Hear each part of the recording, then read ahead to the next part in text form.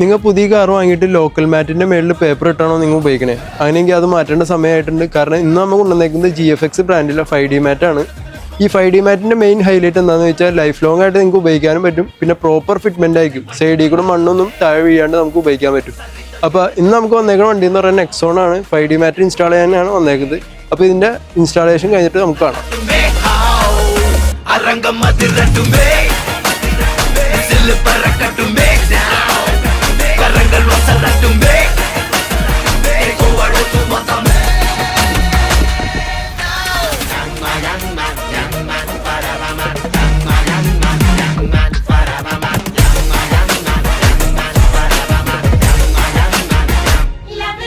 നമ്മൾ മാറ്റ് ഇൻസ്റ്റാൾ ചെയ്ത് കഴിഞ്ഞിട്ടുണ്ട്. അപ്പോൾ നിങ്ങൾക്ക് ഇതേമാതിരത്തെ 5D മാറ്റ് വേണമെങ്കിൽ നമ്മളായിട്ട് കോൺടാക്ട് ചെയ്യുക.